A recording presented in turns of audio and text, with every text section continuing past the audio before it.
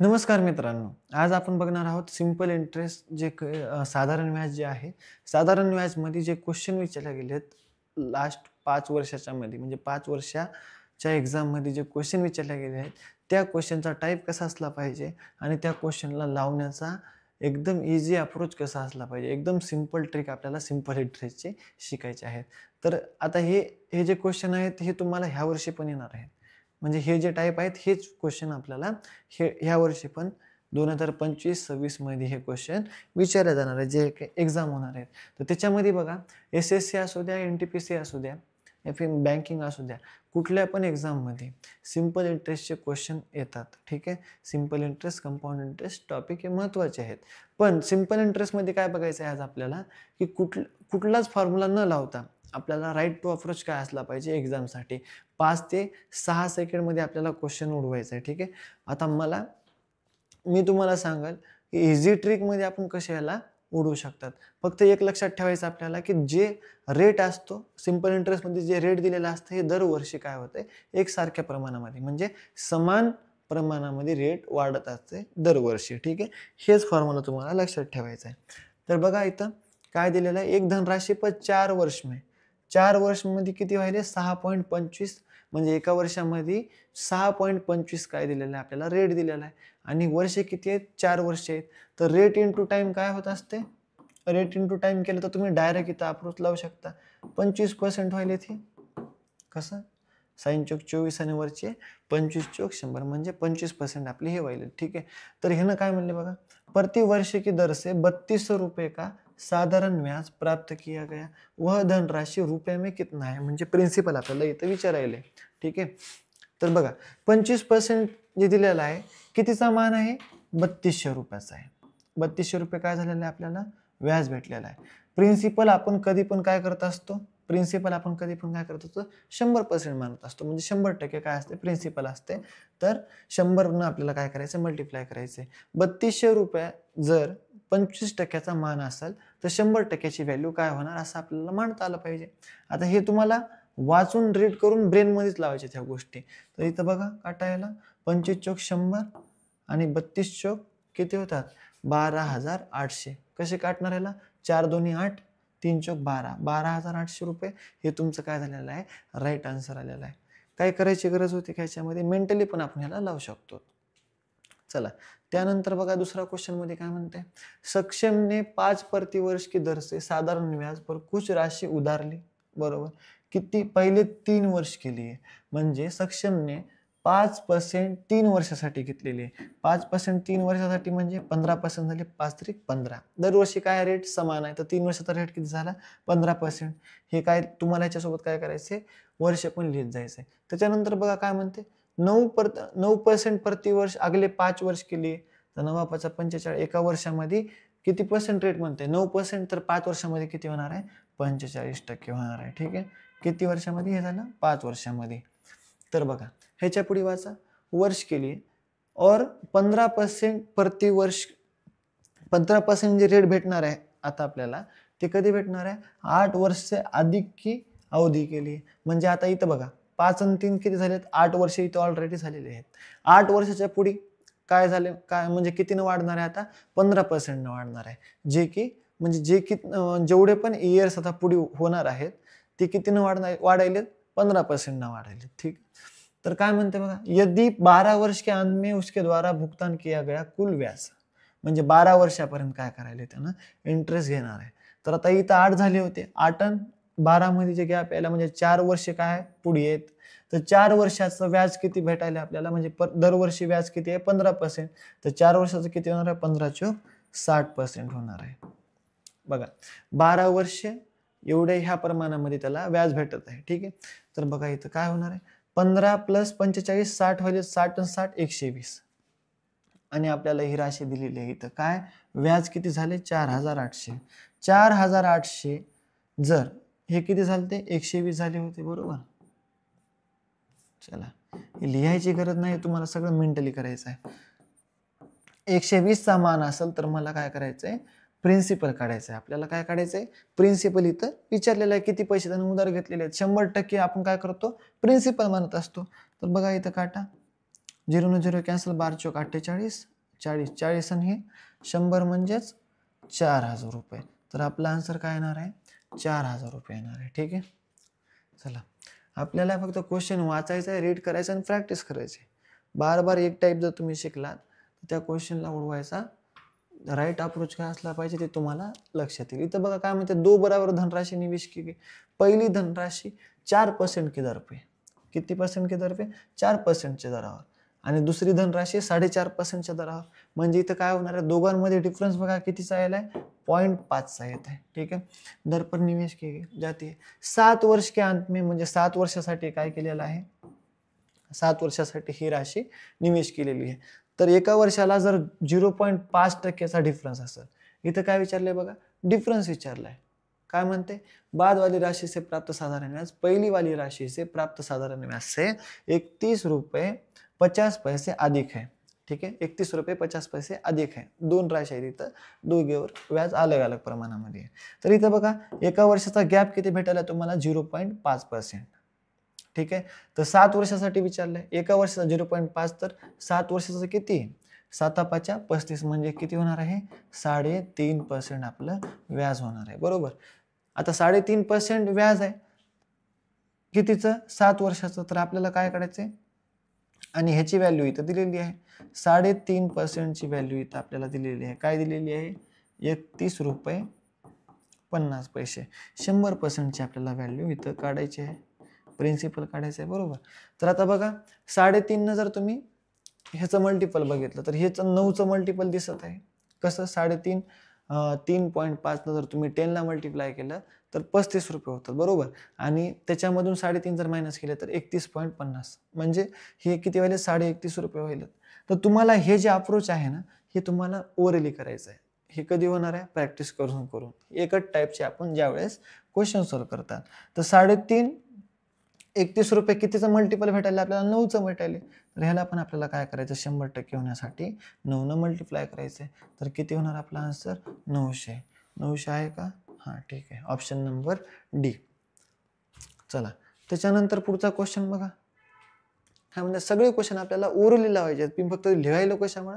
तुम्हाला समजलं पाहिजे.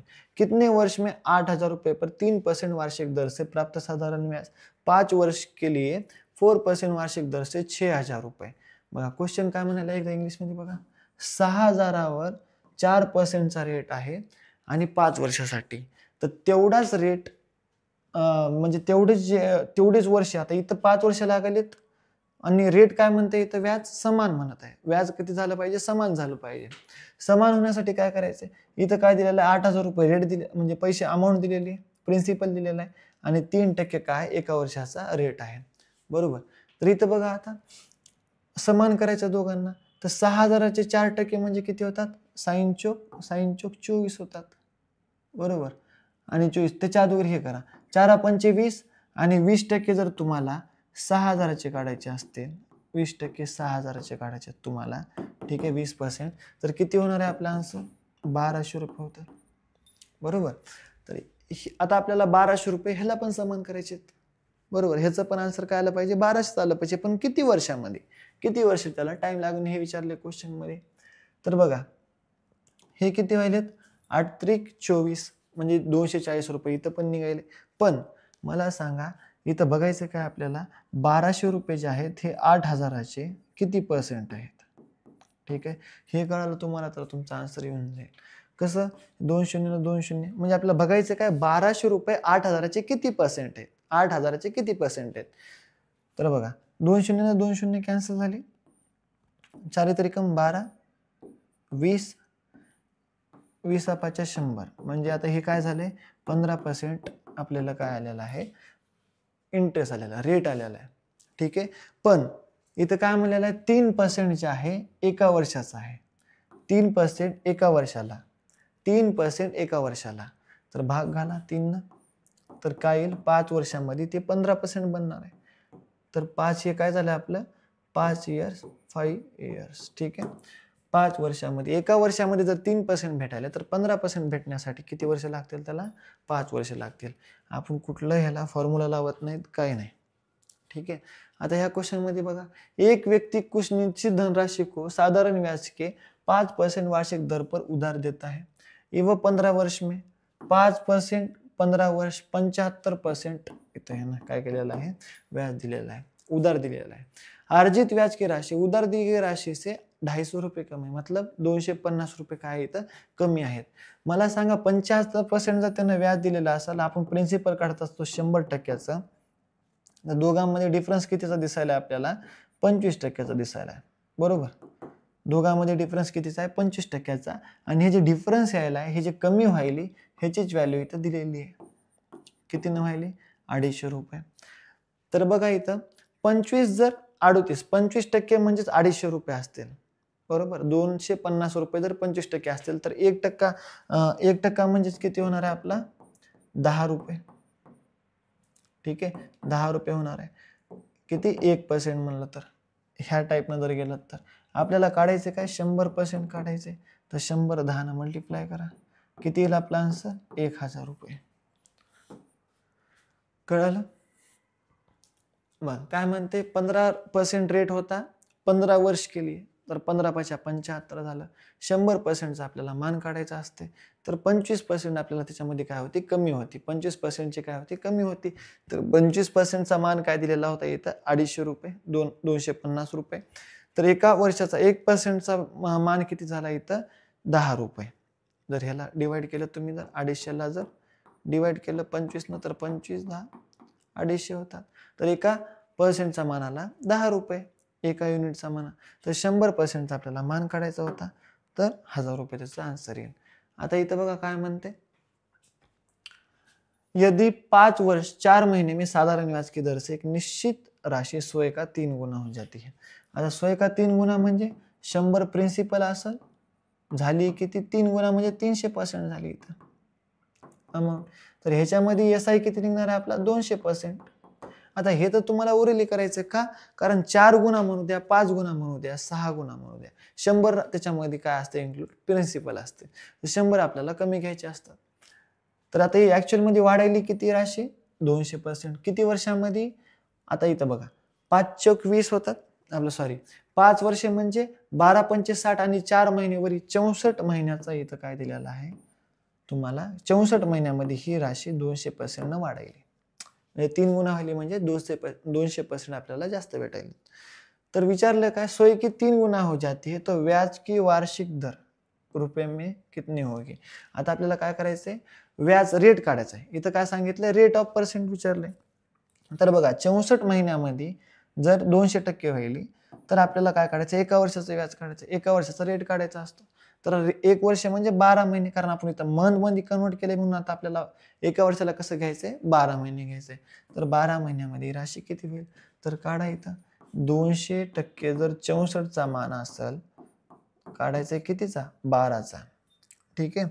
8 8 64, 8 2 16 आणि 8 पंचे 40 25, ठीक आहे। 4 त्रिकम 4 2 8 4 त्रिकम 12, हे किती झाले 75 डिवाइड 3 म्हणजे 75 भागिले 3 आलं, तर आपलं सॉरी 2 आलं, हे किती 2 होते ना 2 आलं। तर ह्याचेच अर्धे किती 2 न भाग घालण्याचा अर्थ काय होत असते 37.5 आपलं काय झालेला आहे आन्सर आलेला आहे। 75 भागिले 2 म्हणजे 37.5 आपला आन्सर आलेला आहे। अप्रोच कळाला, हे तुम्हाला करायचं नव्हतं, हे तुम्हाला मनामध्ये करायचं होतं। आता हे तुम्हाला कॉन्सेप्ट कळाला, जर जितक्यानं म्हणलं 3 टाइम्स म्हणलं तर 200% न वाढायली, 5 टाइम्स म्हणलं तर किती पर्सेंट वाढायली, ती 4 गुणामध्येच ऍक्च्युअल व्हायली। कशामुळं, कारण 100% पण त्याच्यामध्ये काय आहे व्याज आहे। तर इथं काय येईल आपलं उत्तर 37.5। चला बघा काय म्हणते, at the rate of SI the interest of sum of money for 10 years will be 3/5 the part of the amount। अमाऊंटचं काय म्हणते इथं, हे जे आहे हे काय दिलेलं आहे आपल्याला अमाऊंट दिलेलं आहे, आणि ह्याचा 3 पार्ट जे आहे ते इंटरेस्ट आहे आपला, ठीक आहे। Then rate SI per annum. आता मला सांगा अमाऊंट कधी तयार होत असते, त्याच्यामध्ये काय असते बघा प्रिन्सिपल प्लस इंटरेस्ट, ही बेसिकची गोष्ट आहे, बेसिक गोष्ट आहे। तर इथं काय म्हणलेलं आहे अमाऊंट जी दिलेली आहे ही 5 आहे आणि इंटरेस्ट काय आहे 3 आहे, तर प्रिन्सिपल किती होईल मग 2 होईल, कारण का अमाऊंट मध्ये प्रिन्सिपल प्लस इंटरेस्ट असतो. तर इथं 3 इंटरेस्ट दिलेला आहे, तर 2 आपलं काय असेल प्रिन्सिपल असेल. तर 1/2 प्रिन्सिपल किती आहे 2 आहे, 1 आपल्याला व्याज भेटायले, पण इथं इंटरेस्ट किती भेटायला आपल्याला 3. तर म्हणजे इथं काय होणार आहे आपलं 3/2 होणार आहे. 3/2 होणार आहे. ठीक आहे. 3/2 म्हणजे किती होतं पर्सेंट 150%, कारण 1/2 ची व्हॅल्यू काय 50%. तर 3/2 ची व्हॅल्यू किती होणार आहे 150%. ठीक आहे. 150% वाढली. तर 150% जे वाढली ही किती वर्षाची आहे, ही 10 वर्षाची आहे. तर 150 ला जर तुम्ही 10 न भाग घातला तर एका वर्षाची व्हॅल्यू काय व्हायली 15% व्हायली. ऑप्शन नंबर बी. ठीक आहे. चला त्यानंतर पुढचा क्वेश्चन. एक निश्चित धनराशि 5 वर्ष में साधारण ब्याज की 100 से 3 गुना हो जाती है, तो कितने वर्ष में वो 5 गुना हो जाएगी. इथं काय म्हणाले क्वेश्चन, एक धनराशी 5 वर्ष मध्ये स्वतःचे 3 गुना. ह्याच्या अगोदर तुम्हाला हे टाइप शिकलेलं आहे. स्वतःचे 100 3 गुना व्हायली म्हणजे एसआय किती भेटायला आपल्याला 200 युनिट, 200%. बरोबर. हे आपल्याला ओरली करायचं. 3 गुना म्हणलं तर 200% आला. तर किती वर्षामध्ये व्हायली ही 5 वर्षामध्ये 200% व्हायली, दुगनी हो जाती है. कितने वर्ष में 5 गुना हो जाएगी, 5 गुना म्हणजेच 400% आपल्याला काढायची आहे.